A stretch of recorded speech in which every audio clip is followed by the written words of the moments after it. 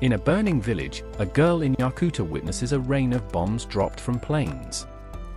People are fleeing for their lives, and the girl and her mother are both running for safety. Unfortunately, the mother is crushed by debris. A person's voice rings out to The girl, and the girl is transported to the other world just before the flames can engulf her. In the present, on a sunny day, Satoru Mikami looks back on his life and what he hasn't accomplished yet.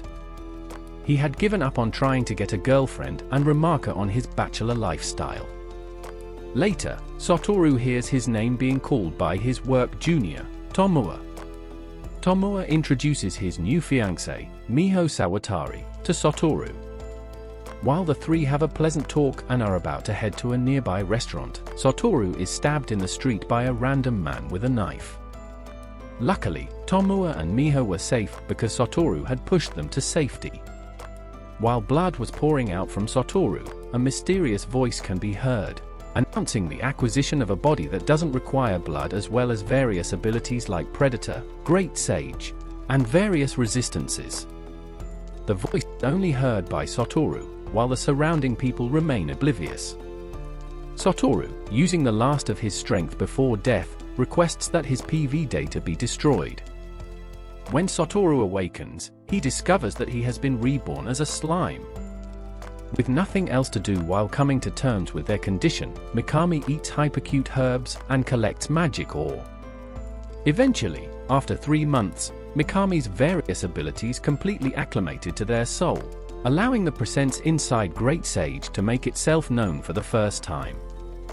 Overjoyed by their new companion, Mikami lets their guard down and falls into an underground lake. In an attempt to get out, the water current control and hydraulic propulsion skills are acquired. Mikami is quick to jet out of the water, only to find their body splattered all over a strange barrier. As it turns out, a mysterious and powerful presence lies within the barrier, and the two quickly take to conversing after Mikami learns the telepathy skill. The stranger teaches the blind slime how to see, through which Mikami finally confirms that they have indeed been turned into a slime, as well as learning the identity of the mysterious stranger, Veldora the Storm Dragon. 300 years ago, Veldora was trapped by the hero's infinity prison, and now he only expects to live for another 100 years before his dwindling magical power finally kills him. According to Veldora, Mikami is a unique existence in the world. Yes, there are other people who have been brought to this world, most of which were summoned against their will and due to various complications die off quickly. Some, like Mikami, die and get reincarnated, but usually as the same species and world they were in their past life, and of those, only Mikami has been reincarnated as a non-human, a slime. After some back and forth chatting, the slime and dragon agree to become friends. Meanwhile, back in the original world, Tomoe fulfills Mikami's request and destroys his PV data by tossing the computer in a bathtub. He also intends to name his child after Mikami if he ever has one. Mikami and Veldora discuss the idea of leaving the cave. While the slime is free to go anytime they want, Veldora remains trapped. Towards that end, Mikami wants to use Predator to study the barrier and find a way of dismantling it using Great Sage. At a minimum, Mikami will contain Veldora's dwindling magic reserves and ensure that he doesn't fade away. Veldora agrees to the plan, but before they continue, he gives the slime the name Rimuru and asks the slime to come up with a last name for both of them, Tempest. Once the newly christened Rimuru Tempest eats the dragon and learns, to their disappointment, that they can no longer communicate with him. At the same time, various monsters and government sense the dragon's disappearance and begin moving to investigate and take advantage. Over the next month, Rimuru hunts and eats a variety of different monsters and steals their abilities, creating the water blade skill and constring to strip the cave of its resources. Rimuru eventually finds the way out of Veldora's cave thanks to a trio of adventurers sent to investigate Veldora's prison. Finally, Rimuru finds their way out of the cave and eventually comes into contact with a group of goblins. The goblins explain that after the disappearance of their guardian deity, Veldora, various monsters have started moving into the forest trying to stake their claim. Among them, a group of direwolves have been encroaching on their village. The goblins, weak in body and armed with poor equipment, stand no chance against the wolves that both outnumber and outgun them. And so, witnessing the great power of Rimuru Tempest's aura, ask for their help. Rimuru, thinking briefly on their past life and inability to say no when pressured, agrees to help the goblins fend off the wolves. As the first step to helping the goblins fend off the Tempest wolves, Rimuru uses the hypercute grass potions they've been creating to heal all of the injured goblins, bringing their fighting forces back up to the near peak. Secondly, Rimuru has the goblins dismantle their homes, and build fences that were then reinforced using the sticky and steel threads obtained from the black spider in the cave, out of the nearly invisible thread. When the wolves arrive, they get caught in Rimuru's wire traps, while the goblins hit them with crude bows and arrows. The direwolf boss is undeterred and charges in, getting caught up in Rimuru's wire trap. Rimuru gives the boss one chance to turn back and run, and when he refuses, Rimuru decapitates him using Water Blade. With the death of the enemy leader, Rimuru devours the former boss's corpse and takes on his form. In a new wolven form, Rimuru gives the surviving wolves the option of submission, retreating, or death. While it initially seems like the other wolves intend to keep fighting, they ultimately submit to Rimuru. The next morning, Rimuru, who realizes that they're now responsible for now not one, but two groups of monsters, decides to take measures to make sure they get along. As a start, realizing that there are nearly proportionate number of goblins and wolves, has them pair up and dubs them Goblin Riders. Then Rimuru encounters the second issue: none of them have names. Rimuru decides to come up with a name for each and every one of them for the sake of personal convenience. And, in the honor of the dead Rigger, his brother is similarly named Rigger, while the chief is named Rigged. When the time comes to name the wolves, in spite of the chief insisting that Rimuru takes a break, Rimuru simply takes their family name of Tempest and Wolves' racial name of Fang, and dubs the new leader of the pack Ronga. Suddenly Rimuru's body collapses and enters a low activity mode, with Great Sage informing them that too much magical power has been expended. When Rimuru awakens, they see an unfamiliar young lady watching over their body. Rigged, now in a much bigger and much stronger body in the form of a hobgoblin, comes in and explains that they've evolved thanks to Rimuru naming them. Likewise, Ronga comes in and explains that because of the name Rimuru gave him, they've evolved into Tempest Wolves, causing Rimuru to realize they've made a new problem. Because the goblins and wolves are bigger than before, their previous housing, feeding, and clothing methods are now need replanning.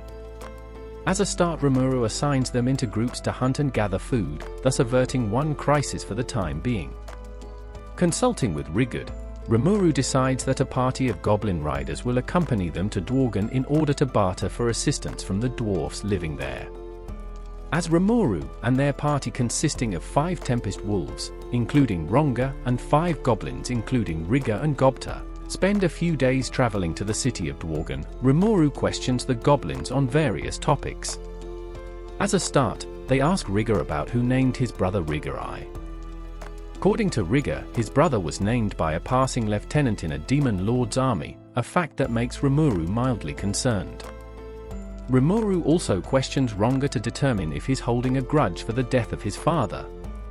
For Ronga, the subject of his father is not an issue. He holds no lingering feelings of loyalty compared to his gratitude for Rimuru sparing him and his pack's lives, and even granting them names. Once the group arrives outside of Dworgen, Rimuru instructs most of the goblins and the wolves to stay back while entering the line with Gobta.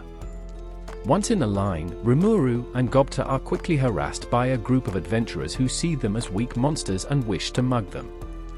Having already instructed the goblins and wolves not to attack humans unprovoked, Rimuru instructs Gobta to plug his ears and turn around. Rimuru assumes the form of the newly evolved former wolf chief and uses intimidation to try to scare the adventurers off. Met with overwhelming success, Rimuru terrorizes the other people in the lineup and is immediately captured by Dworgen's guards. Fortunately, Rimuru's story lines up with eyewitness reports, and since no one was hurt, the guard captain Kaido feels inclined to let them go after a bare minimum amount of time. At that time, one of the guards charges in and reports that a group of miners have been injured in an attack by an Armosaurus, and that they have no spare potions to heal them. Rimuru chimes in and trades in a large amount of high-quality healing potion in exchange for freedom. Once the dwarfs are healed, Kaido agrees to take them to the best blacksmith that he knows. Kaido takes Rimuru to his brother, Kaijin, who also turns out to be the boss of the 3 miners Rimuru healed. While the dwarf is grateful for the safe return of his employees, he is already in the middle of an order for the kingdom. Kaijin has to make 20 magic swords for the kingdom, and thanks to the work of a minister named Vesta, he has no time and no magic ore to make them. Rimuru recalls their time in the cave and regurgitates refined ore in the form of a chunk of magisteel. Rimuru requests the 1 magic sword that Kaijin has already produced and, after predating the sword, Rimuru uses Great Sage to manufacture 19 copies of the weapon made out of magic steel and regurgitates them, thereby completing Kaijin's order for him. In exchange, Rimuru explains their need of an architect to build the village and a craftsman to make clothes and weapons. Agreeing to Rimuru's terms, Kaijin takes him to a bar staffed entirely by alluring elven women, who weigh on the slime and 4 dwarfs hand and foot to celebrate. While still at the bar, one of the elves working there offers to tell Rimuru's fortune, showing them a person whom they are destined to meet. In the crystal ball, Rimuru is treated to a vision of a woman and 5 children, leading Rimuru to wonder who they are. Around the same time, a local minister, Vesta, pipes up and questions Kaijin on what he's doing there when he should be trying to complete his order. However, Kaijin explains that he already sent in all 20 of the long swords he was commissioned to complete, surprising the noble. Deciding to quickly change the topic, Vesta comments that he's more concerned that a lowly slime has been let into such a high-class establishment, and makes his displeasure known by dumping a mug full of alcohol on Rimuru. Kaijin, thoroughly enraged by Vesta's disrespectful behavior, punches him clean out. Though Rimuru is initially concerned that this will cause trouble for Kaijin and the bar, Kaijin asks that Rimuru take him to their town to act as the artisan that Rimuru required. Unfortunately, Kaijin's brother, Kaido, is forced to arrest the group and keep them as a prisoner until their trial. Once inside of the prison again, Rimuru realizes that they left Gobta tied up in the cell, who is still asleep. Kaijin apologizes for his behavior and explains to Rimuru his history with Vesta. Originally, Kaijin explains, he was a captain of one of 7 orders of royal knights under King Gazelle Dwargo's command, with Vesta serving as his aide. Unfortunately, one day, the Magisoldia project they had been assigned to complete spectacularly malfunctioned as a result of Vesta's rush, and the blame was pushed onto Kaijin, who was forced to resign. Since then, Vesta constantly makes unreasonable demands of the dwarf smith and trying to get him into trouble. Despite that, Kaijin insists that Vesta isn't a bad person at heart, and believes that he might get better if Kaijin leaves, which is another reason why the dwarf wants to go work for Rimuru. Likewise, the 3 brothers intend to follow Kaijin under Rimuru's employment. The next day, the 5 are called into court and quickly realize their trial has been rigged.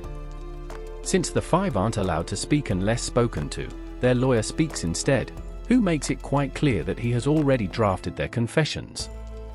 Vesta, meanwhile, has dramatically exaggerated his injuries, and collected eyewitness testimony stating that Kaijin and his accomplices attacked Vesta unprovoked while he was in the middle of a drink. Before the 5 can be sentenced, however, Gazelle asks Kaijin if he ever intends to return to his employ, to which Kaijin says no.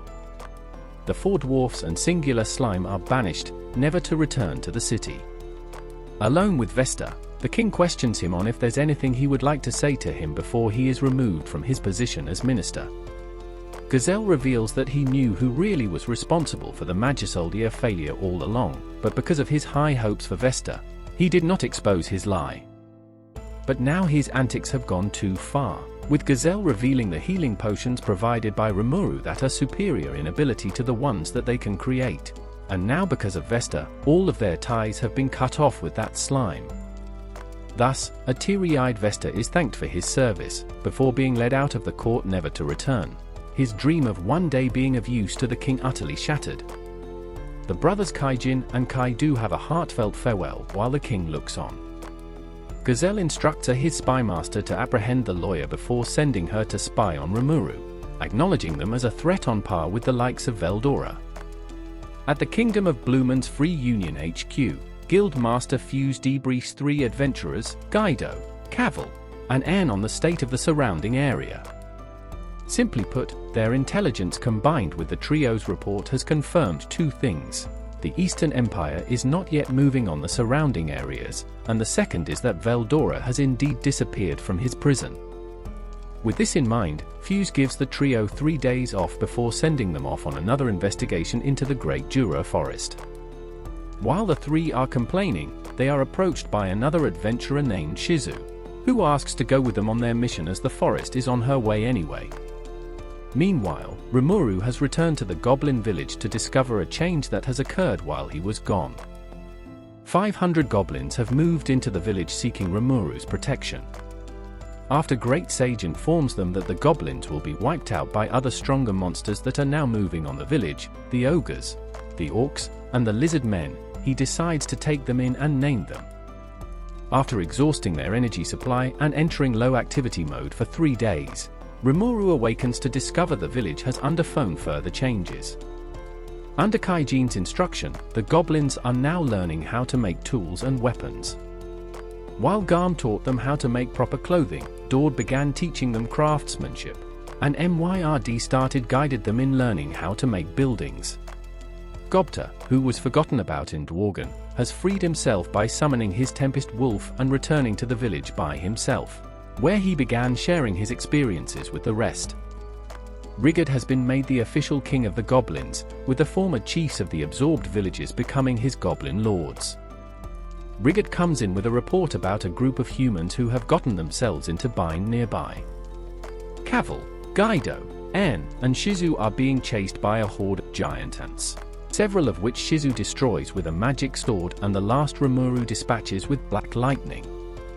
Once they've introduced each other, Rimuru realizes that Shizu is the person they was destined to meet, according to the elven fortune teller.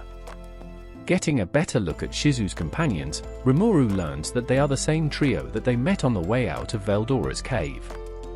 Rimuru breaks the tension using a slime joke taken from a famous video game that elicits a laugh from Shizu. Once the adventurers explain why they are there, Rimuru confirms that the Freedom Association shouldn't have any problem with them building a village there. Meeting with Shizu alone, Rimuru confirms their suspicion that she is from Japan. The pair share their stories of how they came to be there, whereas Rimuru merely died and was reincarnated as a slime. Shizu was summoned to this world by magic on the tail end of the Second World War. The individual who summoned her pulled her out of the firebombing of Japan, so to cheer her up Rimuru shows her images of the rebuilt Tokyo. However, the mood is suddenly interrupted by some kind of painful injury on Shizu's part. While she seems fine, Rimuru is called away to discuss the building of the village. Shizu, meanwhile, has a flashback of her summoning and of the man who had saved her by letting the flame elemental, Ifrit, reside in her body.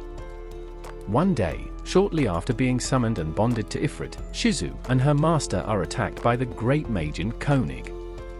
Deciding to treat the situation as an opportunity, Leon has his newly minted minion incinerate the birdman. Satisfied, Leon asks the girl for her name and decides to name her Shizu. After Shizu's injuries were treated and she was properly settled into her new home, she started wandering around the nearby forest where she encounters a young girl named Perino who had befriended an orphaned wind fox. Shizu takes a liking to the small fox and grants it the name Pizu, causing it to grow slightly bigger as a result. Deciding that the monster seemed friendly enough, the two one day bring it back with them to Leon's castle as their pet. Unfortunately, Pizu becomes openly hostile to Leon, and as a result, Ifrit takes over Shizu's body and incinerates both the monster and its owner, leaving Shizu severely traumatized. Waking up from the nightmare of her past, the adult Shizu finds herself in the goblin village where Ifrit's aura is now acting up. Though Shizu likes the town, her quest to track down her summoner lures her elsewhere. That said, Rimuru states she's welcome back at any time. On her way out of the village, Ifrit finally breaks free from Shizu's control and takes over her body, resulting in it going on a rampage. Rimuru orders the goblins to evacuate and confronts Shizu with Caval's party. The adventurer group realizes that Shizu is really a legendary hero also known as the Conqueror of Flames. To combat the perceived enemies, Ifrit summons several salamanders to the battlefield. Although Water Blade is ineffective against the elementals, Rimuru quickly picks up on Anne's Icicle Lance magic and uses an enhanced version called Icicle Shot to quickly dispatch the various salamanders and clones employed by Ifrit. Once the salamanders and clones have been defeated, Rimuru orders Ronga to take the adventurers away to safety. Confronting Ifrit alone, Rimuru is initially caught in a trap and consumed in Ifrit's flare circle. Although Rimuru initially freaks out, Great Sage reminds them that they have thermal fluctuation resistance, which makes them immune to fire-based attacks. Taking advantage of this, Rimuru uses Ifrit's own attack as a smoke screen to bind him in steel threads, followed up by swallowing it using Predator. Once inside of Rimuru's stomach, Ifrit unsuccessfully tries to escape and is confronted by Veldora, who laughs at Ifrit as he claims that he cannot defeat Rimuru since their stomach is inescapable. Rimuru is inside of Shizu's room, waiting for her safe recovery. Shizu is depressed as she nearly killed her friends as Ifrit again. To cheer herself up, Shizu wants to tell her life story to Rimuru, and Rimuru complies, learning about the events that shaped her life after coming to the new world. One day, Shizu's master, Leon Cromwell, was finally chased from his castle and Shizu was left behind as the rear guard. When Ifrit realized that they couldn't defeat the hero, its fear gave Shizu an opening to reclaim control over her body, and with the anti-magic mask the hero originally wore, the influence of the flame elemental could be suppressed altogether. More importantly, Shizu was able to make Ifrit's power her own and use it freely, hence her eventually becoming known as the Conqueror of Flames. One day though, the hero disappeared without warning or explanation. After a long career as a solo adventurer, the influence of Ifrit began to assert itself. Shizu's body wicks had been exhausted to the limited from their constant mental battle. To minimize her reliance on the dangerous power that would allow the flame elemental to rampage freely again, Shizu retired and became a teacher, where she would take in otherworlders and learn about their abilities and the modern world they now live in. One of them even became the Grandmaster of the Freedom Association. However, the strain placed on Shizu's body was growing too great, with her declining vitality only barely keeping Ifrit at bay. Hence Shizu's last quest, to find Leon and make him tell her the information she wants to know. While Shizu is glad she got to spend the last few days of her life with such good people, she has a new request not for Rimuru, but for Satoru Mikami. Shizu wishes to die among the memories of her homeland so that she is not subjected to the cruel cycle of reincarnation of this world, and thus asks that the slime eat her as they had the cursed monster that had tormented her. Rimuru agrees and declares that they will find the man responsible for her fate and make him acknowledge her existence. Deep inside of Rimuru, in the corner of Shizu's dying consciousness, she is accompanied by visions of her slain friend and her dead mother as her long hard life ends peacefully. Later, Caval's party and Rigard arrive in Shizu's room to find Rimuru in the form of a naked human, a slightly younger and androgynous version of Shizu with blue hair and golden eyes. Giving the group an explanation as to what happened, Rimuru transforms back into slime form and apologizes to the group for the impromptu private burial. Before the three adventurers leave, they ask Rimuru to turn back into Shizu's form so that they can at least say farewell to their friend's image. Before the three adventurers leave though, Rimuru has the dwarfs manufacture new and improved equipment for the three of them. The group in turn promises to give a positive review of the village and recommend non-interference with their affairs. An orc is seen traveling through the desert, weary and exhausted. Just when he collapses, he is met with Gelmud, who offers him meat and a name, Geld. Thanks for watching. If you want to know what happens next, then please like, share and subscribe.